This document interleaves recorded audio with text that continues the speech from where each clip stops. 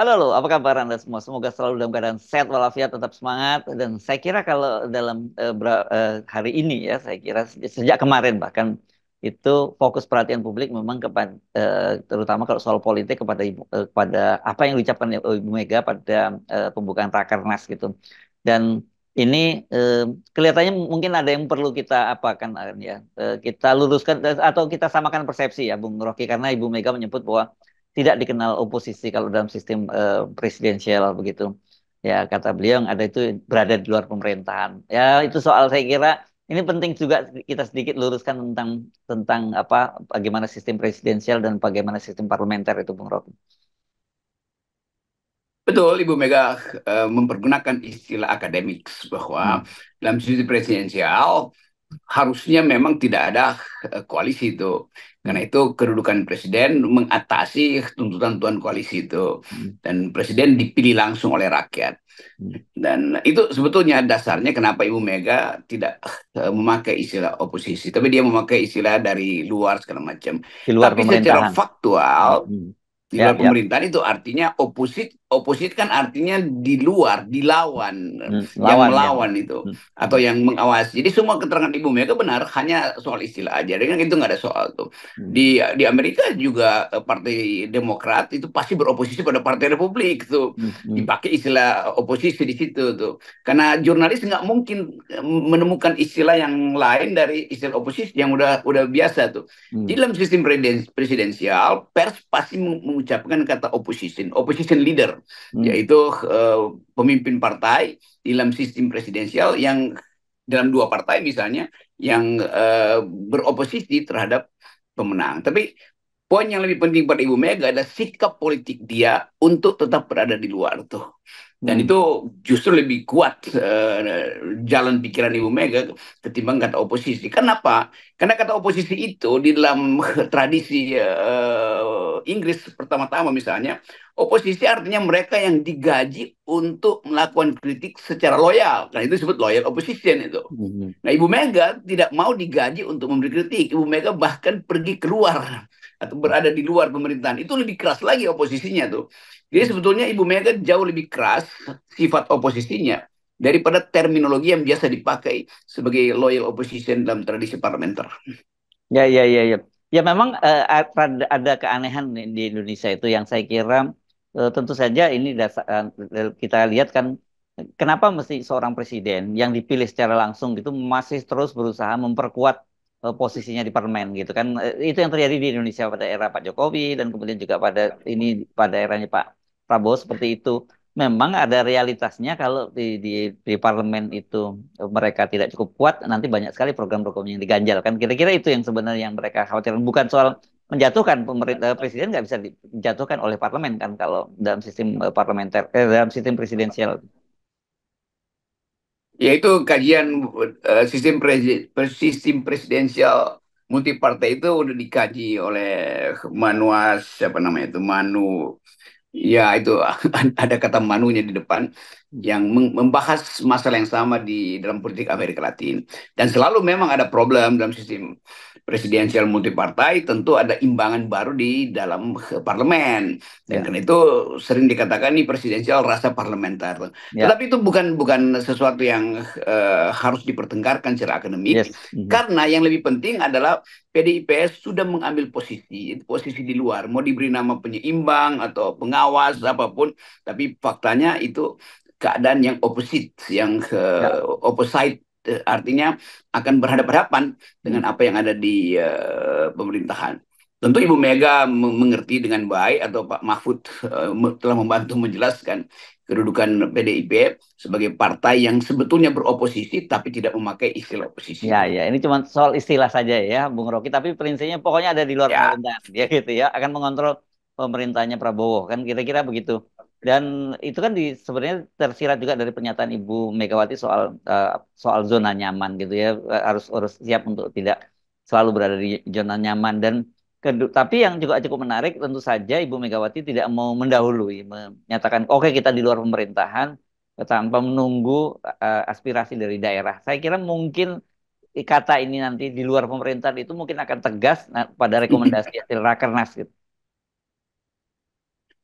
Kelihatannya begitu, dan kalau kita baca psikologi daerah itu terlihat atau terasa kuat bahwa daerah akan mengikuti jalan pikiran Ibu Mega, karena keresahan justru datang dari daerah awalnya tuh, yang menganggap bahwa kader kader daerah itu dipersiapkan dengan baik, tapi kemudian dikhianati oleh kader utamanya itu Jokowi itu, dan itu membekas pada teman-teman di daerah. Saya dalam 1 2 hari ini bertemu dengan kader-kader daerah di beberapa tempat kebetulan, dan saling bercakap-cakap. Jadi saya bisa mendeteksi bahwa Jakarta sekarang dipenuhi oleh kader-kader daerah yang marah terhadap keadaan, apalagi marah pada Presiden Jokowi. Dan itu yang tercermin dalam pidato Ibu Mega. Tapi Ibu Mega tentu karena dia seorang negarawan, dia poles atau dia sembunyikan, dia tanda kurungkan kemarahan itu di dalam kalimat-kalimat yang agak satiris tapi agak tajam juga tuh, dan kata-kata pengecut, pengkhianat, segala macam itu kan diucapkan kendati dalam nada yang agak bercanda, tapi itu serius datang dari keprihatinan beliau, dan kemampuan Mega untuk meyakinkan posisi di luar itu yang yang juga menyebabkan dukungan dari partai-partai yang Ya, berkoalisi dengan betul. yang bersama-sama bekerja sama dengan Ya. PDIP Hmm.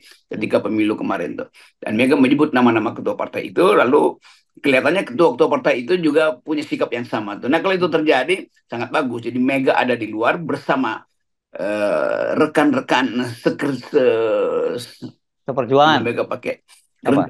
seperjuangan itu bekerja Nah, sama untuk memenangkan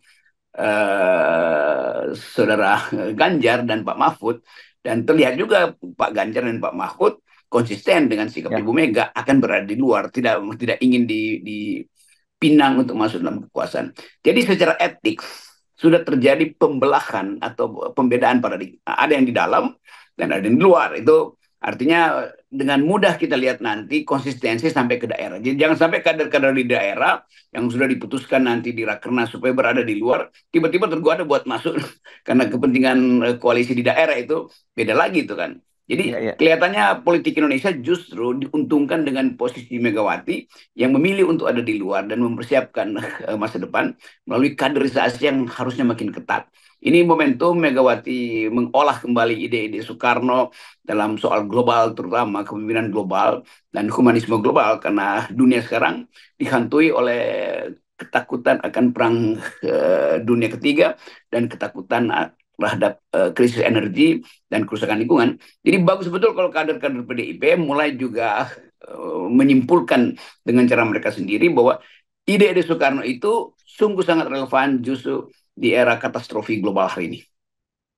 Oke, ya ini memang eh, mau tidak mau sekarang PDIP tentu saja yang menjadi fokus perhatian publik ya, Bung Rocky, karena kita tahu bahwa dari 8 partai yang masuk ke parlemen pada pemilu kali ini kan ya tinggal PDIP dan PKS gitu. Tapi tentu karena hari-hari ini adalah PDIP yang melakukan rakernas, tentu fokus perhatian pada publik kepada PDIP, dan kebetulan juga PDIP ini sebagai pemenang dalam pemilu kali ini. Jadi tetap posisi mereka ini sangat signifikan. Dan bagi bangsa ini, apakah mereka ada di luar pemerintahan, ada di dalam pemerintahan juga itu juga meaningful juga loh ya, Bung Rocky. Sangat meaningful, terutama karena masih ada problem legitimasi. Luar negeri, kalau saya bicara dengan diplomat luar negeri atau wartawan Hmm. analis luar negeri, tetap melihat bahwa ada problem dengan kepemimpinan Pak Prabowo. Karena Pak Prabowo masih kasih sinyal untuk meminta dukungan. Itu Ya, artinya ada soal legitimasi. Dan tentu Pak Prabowo sadar bahwa masalah-masalah di Mahkamah Konstitusi tidak lenyap begitu saja hari-hari ini. Apalagi sekarang PDIP muncul dengan posisi yang diametral dengan Prabowo, dan itu menunjukkan bahwa PDIP dapat momentum justru. Jadi setelah seluruh hiruk pikuk pemilu selesai, tiba-tiba PDIP muncul sebagai pemenang kebudayaan, bukan pemenang politik, tapi pemenang nilai. Karena hmm, mengucapkan hal yang nggak pernah dibayangkan orang, bahwa Megawati mengambil satu posisi yang betul-betul diametral. Dan kenyataan-kenyataan ini yang akan kita lihat di daerah. Jadi bayangkan misalnya Pak Prabowo sedang menyusun kabinet, ditekan oleh koalisinya, sementara Ibu Mega dengan santai mengatakan bahwa kami akan berada di luar, dan itu hmm, akan jadi pembicaraan publik. Dan mungkin sekali juga di tempat-tempat yang terpencil di daerah, semua orang dihidupkan kembali, khususnya Wong Cili, bahwa ada harapan bahwa kepemimpinan politik Ibu Mega itu menelurkan satu wisdom baru, satu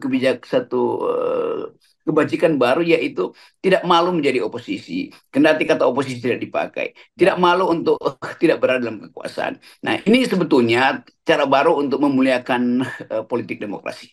Iya, kan sebenarnya dimulai dengan ketika Pak Prabowo akhirnya masuk kabinetnya Pak Jokowi dan diikuti oleh Sandiaga Uno, dan kemudian pola yang sama itu kemudian diadopsi juga oleh Pak Prabowo dengan menarik partai-partai yang kalah, calon presidennya kalah pada Pilpres lalu masuk ke dalam kabinet. Ini kan kemudian sebenarnya orang jadi bertanya-tanya, ini apa sebenarnya yang terjadi dengan bangsa Indonesia ini? Kan begitu, dan selalu ada justifikasinya. Oh, ini seluruh komponen kita ingin gotong royong karena semangat bangsa Indonesia gotong royong. Jadi seluruh komponen kekuatan politik harus bergabung dalam pemerintahan. Kan begitu justifikasinya selalu. Nah, sekarang terbalik, nggak mungkin justifikasi itu diucapkan secara kontras dengan Ibu Mega. Kan Oh nggak bisa ya. dibilang Ibu Mega nggak mau bergabung karena itu berarti Ibu Mega tidak mendukung persatuan bangsa. Itu kacau Hmm. nanti ya. Ya, ya, Justru ya. Ibu Mega yang dari awal PDIP itu mendukung persatuan bangsa karena sila ketiga Pancasila itu dirumuskan dengan kuat oleh pendiri PDIP, yaitu Bung Karno sendiri, pendiri ideologis maksud saya. Hmm. Jadi teori bahwa mereka yang tidak bergabung itu tidak peduli dengan persatuan bangsa itu juga gagal atau Hmm. batal dengan sikap PDIP yang ada di luar pemerintahan, tetapi ide persatuan itu paling kuat adanya di PDIP.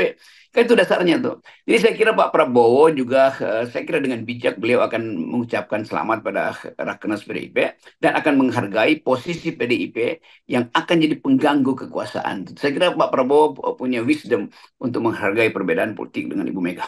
Yes, saya kira hari-hari ini setidaknya esok dan sampai tanggal 26 nanti memang fokus perhatian publik pada PDIP, dan kalau toh kemudian akhirnya PDIP itu menyatakan posisinya berada di luar pemerintahan, saya kira masih ini menimbulkan harapan pada publik bahwa masih ada semacam apa ya, kesadaran, eh, ada kewarasan politik di di kalangan partai politik kita gitu. Iya, kewarasan politik datang dari perhitungan yang matang bahwa partai PDIP harus jadi partai kader yang mengembalikan marwah dari demokrasi, mengucapkan kembali janji proklamasi, dan mengingat peran dari ajaran-ajaran Bung Karno. Saya Hmm. kira itu yang tidak pernah bisa dipahami oleh Pak Jokowi. Dan Pak Jokowi kelihatannya memang akan jauh tersisi dari politik Indonesia karena dia tidak lagi dihargai atau tidak lagi dianggap sebagai kader oleh PDIP. Jadi Jokowi kalau dia dianggap bukan lagi kader PDIP itu artinya dia kehilangan harga politiknya. Dan kita tahu harga politik Jokowi itu hanya ada kursnya itu ketika ada di PDIP. Kalau Jokowi pindah ke PAN, pindah ke Golkar, ya tetap dianggap itu buangan dari PDIP itu. Jadi seseorang yang tidak berguna di partai awalnya ditampung oleh partai-partai lain, ya makin nggak berguna lagi jadinya kan. Jadi devaluasi atau deflasi itu, devaluasi politik terjadi pada Jokowi hari ini. Oke, baik, Bung Rocky, terima kasih. Kita ketemu lagi ya. Tetap 0% ya. Ya, selamat berrakernas PDIP Perjuangan.